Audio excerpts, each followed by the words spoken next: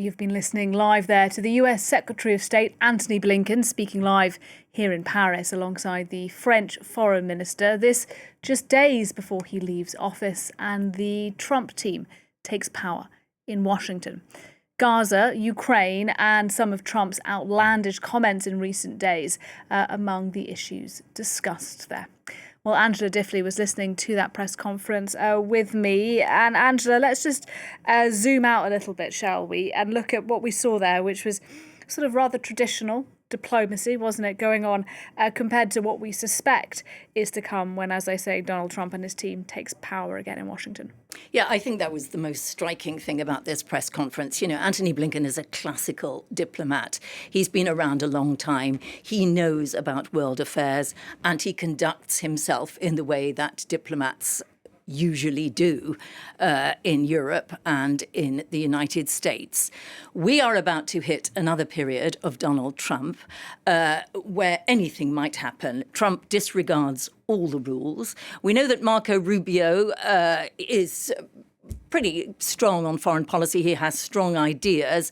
And of the very inexperienced people that Trump has chosen for some parts of his administration, Rubio at least has shown considerable interest in foreign affairs. But we also know that Trump will make his own decisions and overrule Rubio should he need to.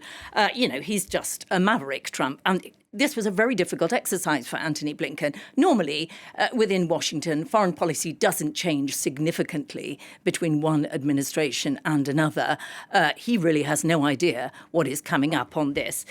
There is, just to look at some of these big issues, NATO, we all know that Trump had so little time for NATO the last time around, and he did force NATO to the NATO members to increase their financial contributions. It is true that since what's happened in Ukraine has happened, that was also a big incentive. But there's no doubt that the American taxpayers felt that they should be getting more from Europe on that. But there is some sign recently that Zelensky, for example, and others within Europe have, Britain, Macron as well, have managed to perhaps persuade the Trump administration of the usefulness of NATO in giving diplomatic cover to American missions around the world so they don't always look like America is just doing its own thing around the world, and in containing an expansionist Russia. That is not going to be useful to the United States if Russia becomes a bigger and bigger threat. So perhaps Trump will be a little bit less antagonistic towards NATO this time around. We heard there from Jean-Noël Barrot on Ukraine. You really sense this worry that the French, the Europeans, are very worried about Trump coming in, sewing something up between Russia and Ukraine and pretty much sidelining Europe within it. And the Europeans have been pushing and pushing and pushing on this. It really matters in Europe.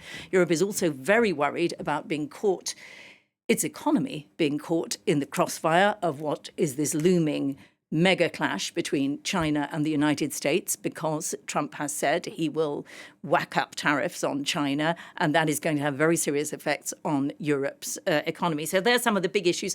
Syria, we heard Trump saying before, stay out of Syria. This is not our problem. Do you remember that big all caps tweet, or is on Truth Social or X? I don't remember which. Since the attack in New Orleans, which was inspired by Islamic State, there is some sign that there might be some shifting in the US position on that. Basically, nobody knows what Trump's going to do. That is, in a sense, his strength. Indeed. And on one particular issue that Trump has raised in recent days, Greenland, this is sort of really rather wild card issue.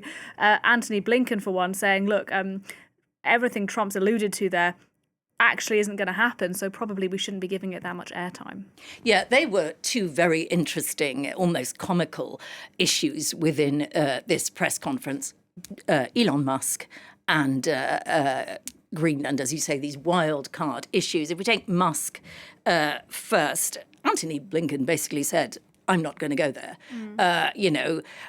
He could not begin to describe the havoc that Musk has already caused, and they're not even in power yet, and the havoc he might go on to create, and how significant it might be, or will it simply be seen as Musk's ravings very soon.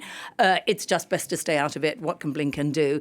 And he dismissed that quickly. On the other issue of Greenland, he said, this is not going to happen. I'm not going to spend time discussing it. So to a certain extent did Jean-Noël Barrot. It is worth looking. Jean-Noël Barrot said earlier today, Europe will not allow its sovereign territory to be threatened, because, of course, Trump did not rule out using military means.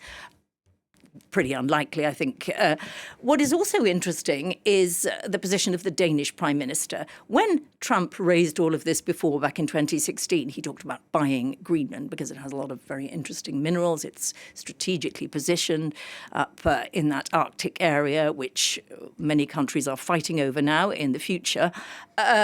It was dismissed immediately the first time around in 2016. This time around, the Danish Prime Minister has talked about we will certainly be willing to try to cooperate with the US on this. I don't know what that means.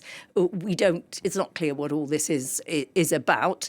But Trump is not letting go for the time being. This, of course, is an autonomous territory of Denmark, and the Greenland people are themselves expected to push for independence very shortly, which complicates the matter even further. Trump is saying, you'd be so much better off with us.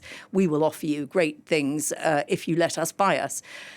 Who would have thought we would be discussing Greenland as one of the key issues in a press conference a year or two ago? Well, we will see what happens when Trump makes his return to power in a couple of weeks. More outlandish statements to come, we suspect. But thank you very much for your analysis. Angela Diffley for us there.